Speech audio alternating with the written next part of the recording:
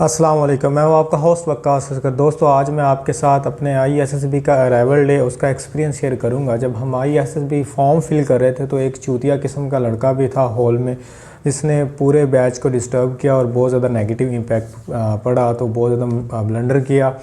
तो उसका आज मैं बताऊंगा कि वहाँ पर क्या ऐसा मसला हुआ था और होता रहता है। और दुआ कीजिएगा कि तकरीबन हर ग्रुप में, हर बैच में, हर रूम में भी कुछ ना कुछ इस तरह के कीड़े वाले लोग होते हैं, तो उनसे बच के रहिएगा। कुछ तो group task, half group task, और जब इनके बारे में वोटिंग होती है तो कमरों में आके कहते हैं कि जी मुझे वोट देना, मेरा नाम सबसे पहले रखना। ग्रुप मेंबर्स होते हैं ऐसे, और बड़े बीच में अजीब से तबसरे होते हैं, तो वो आज बताऊंगा। और कुछ हमारी अकेडमीज़ ने अल्हम्दुलिल्लाह गलत फहमियाँ और खुश फहमियाँ डाली होती हैं अराइवल डे के हवाले से, तो वो सारा कुछ आज दूर करूंगा। तो वीडियो एक इंटरेस्टिंग चीज़ है, तो इसको एक मुकम्मल देखिएगा। तो स्टार्ट करते हैं। जब मेरा जो ISSB सेंटर था वो इन्हीं दिनों में था, सर्दियों में, दिसंबर में 147 में मेरा ISSB था। जैसे ये ओड है वो भी ओड सेशन था। अब 149 ओड है तो 147 भी ओड ही होते हैं। इसमें सिविलियन ज़्यादा होते हैं। और इवन में जबकि 148 था उसमें कैडेट ज़्यादा होते हैं, और 146 इसमें कैडेट्स ज़्यादा होते हैं।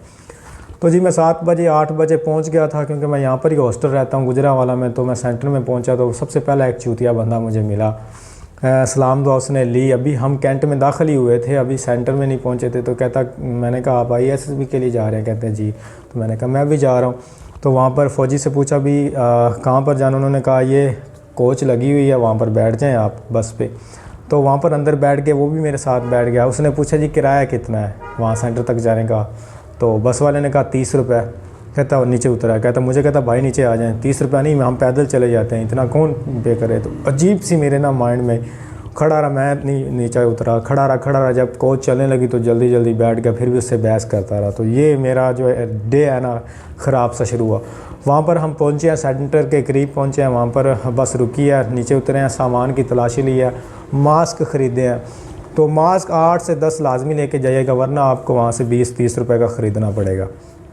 सामान की चेकिंग की, वहाँ पर बैठे रहे कैंडिडेट्स। तकरीबन 10-11 बजे हमें मूव ऑन किया। 4-5 मिनट पैदल चले, वहाँ पर एक जगह आ गई, वहाँ पर फिर सामान की चेकिंग हुई, मास्क लगाए, सैनिटाइज़र यूज़ किया। उसके बाद बस आई, कुछ देर वेट करने पर 20-25 मिनट वेट किया। बस आई, बस में बैठे, और जो कैंडिडेट बच गए थे दोबारा बस आई 20-25 मिनट बाद, और फिर वहाँ पर सेंटर में चले गए। जब सेंटर में पहुँचे हैं तो वहाँ पर फिर उतरे, लाइन बनाकर सामान की चेकिंग की। सामान में जो चीज़ें, नेल कटर वगैरह था उन्होंने साइड पर रख दिया। मैं एक दाढ़ी वाली काटने वाली मशीन लेके गया था, इलेक्ट्रिकल थी, वो भी उन्होंने साइड पर रख दी और कहा कि आप अंदर नहीं लेके जा सकते। वापसी पे उन्होंने मुझे दे दी थी। जब आगे गए, अंदर गए, उन्होंने कैंटीन पे भेज दिया कि कुछ चीज़ें ख़रीदनी है जो आपको, PT शूज़ वगैरह हो गया, स्पोर्ट शर्ट होगी, और ये शॉर्ट्स होगी, बूट वगैरह, कुछ भी आपने सारा कुछ ख़रीदना है तो वहाँ से ख़रीद लें। एक ताला और एक गिलास आप लाजमी लेके जाइएगा, वरना आपको ज़बरदस्ती वहाँ पर 100-200 रुपये थमा दिए जाएंगे ये सारी चीज़ें, और फिर आपसे पैसे ले लिए जाएंगे। बाकी 1000-1500 के वो शॉर्ट्स वगैरह आती हैं, अगर वहाँ से लेनी है तो वहाँ से, बाहर से अगर सस्ती मिलती हैं तो बाहर से ले लें। सारा कुछ चीज़ें लेने के बाद उन्होंने कहा कि बाद में नहीं आने दिया जाएगा, अभी मुकम्मल कर लें सारा कुछ। हम अंदर चले गए। अंदर हमने सामान रखा, कमरों में दाखिल नहीं होने दिया, बाहर सामान रखवाया। एक स्टाफ का मेंबर आया, इकट्ठा किया, हमें थोड़ा सा ब्रीफली इंट्रोड्यूस करवा जी, आपने 4-5 दिन ऐसे कैसे रहना, ये मैस है, ये मस्जिद है, इतने बजे उठना, ये खाना पीने की रूटीन बताई। और फिर हमें चेस्ट नंबर वगैरह अलॉट किए गए। चेस्ट नंबर ये एक फ़र्ज़ी से होते हैं, बैच नंबर वगैरह दिए गए।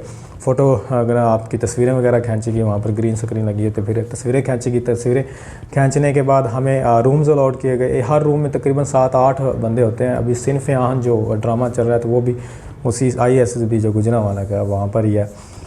तो खैर रूम अलाट हो गया, तो आपको एक कबर्ड दिया जाता है, उसमें अपना ताला लगाना होता है। तो मैं जब अंदर गया तो मैं एंड पे पहुंचा, मेरा बेड एंड पे था। तो जब मैं वहाँ पर पहुंचा, वहाँ पर एक ही कबर्ड था, साथ वाले को और मेरा, हम दोनों ने फिर शेयर कर लिया। तो दोनों के पास एक ही चाबी थी। वहाँ पर बेड होते हैं, ऊपर सफ़ेद किस्म की शीट, सफ़ेद कलर की डाली होती है।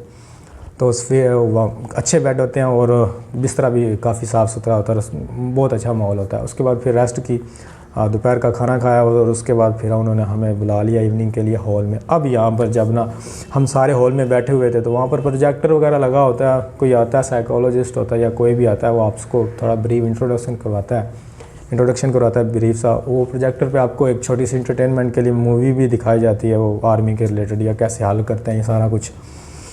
तो वहाँ पर उसने जो सबसे एक चीज़ उसने पूछी कि उन्होंने उन्होंने सॉरी उसने नहीं कहना चाहिए, उन्होंने एक चीज़ पूछी कि जो है आप में से कौन कौन बंदा एकेडमी पढ़ के आया। तो सारे चुप कर गए क्योंकि वहाँ पर बताना नहीं होता। तो एक चूतिया बंदे ने हाथ खड़ा किया कि सर मैं पढ़ के आया हूँ। वो कहते बस एक बंदा ही पढ़ के आया। कहता जी सर। तो मैं कहा खड़े हो जाओ। सारे हॉल में बच्चे उसको देखने लग गए, पूरा बैच बैठा हुआ था हमारा। तो कहता कि और क्यों नहीं पढ़ के आए, तुम बताओ रीज़न। तो वो कहता कि सर सारे पढ़ के आए हैं लेकिन बता नहीं रहे, मेरे साथ भी उन कई पढ़ते रहे हैं तो वो इसी में मौजूद हैं लेकिन चुप करके बैठे हैं। तो उन्होंने कहा, सर ने कहा कि चलें आप पूरे बैच को सारे मास्क उतार दो, चलो सारों को 1 बाय 1 देखो कौन कौन पढ़ के आया जो बता नहीं रहा।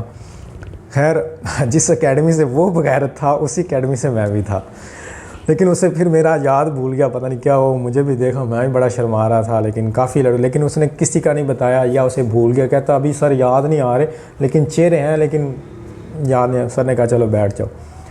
अब वो उस जब ये चवल मारी ना तो पीछे से वो हरकतें भी करता रहा। और यही चूतिया शख्स दोबारा मेरे बैच में जब ग्रुप बने तो ये मेरे ग्रुप में ही था और वहाँ पर भी उसने बड़े अजीब सी हरकतें की जिसकी वजह से पूरा ग्रुप जो है नॉट रिकमेंड हुआ। खैर अब जब उसने फिर वो वहाँ पर बताते हैं आपने ये लिखना है, एक कोरियर भी दिया जाता है जिस पे आपने अपने पोस्ट ऑफिस का एड्रेस लिखना होता है और वहाँ पर आपका रिकमेंडेशन और नॉट रिकमेंडेशन लेटर जो है और आपकी जो ओरिजिनल सारे डॉक्यूमेंट्स हैं वो आ जाते हैं। आपने अपने ओरिजिनल डॉक्यूमेंट्स लेके जाने हैं, वो वहाँ पर स्टंप लगती है। जैसे आप जाते हो रूम अलाउट होने से पहले वहाँ पर स्टंप लग जाती है। फिर वो बताता रहता है ये आपने ऐसे हल करना, ये आपने ऐसे सॉल्व करना। और फिर वहाँ पर आपने अपनी खूबियाँ और ख़ामियाँ लिखनी होती हैं और खूबियाँ और ख़ामियाँ लिखने के साथ साथ आपने एक ऐसे वगैरह दिया जाता है छोटा सा, वो आपने लिखना होता है।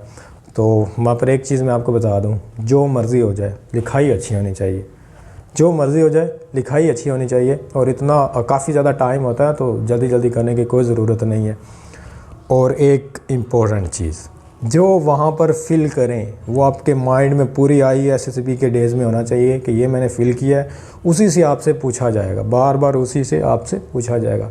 कुछ ट्रिक्स हैं मुझे कुछ बंदों से पता चली हैं जो सेकंड डे के वाले से। अब खूबियाँ और ख़ामियाँ मैं पेज पे लिख के दूँगा नेक्स्ट वीडियो में, और ऐसे वगैरह भी। तो ये अराइवल डे था। तो जो अराइवल डे के बारे में हमारे अकेडमीज़ कहती हैं बड़ा सूटड बूटड होके जाना चाहिए क्योंकि वहाँ पर गौर कर रहे होते हैं कि हरकत नोट की जाती है, ये किया जाता है, कख भी नहीं किया जाता।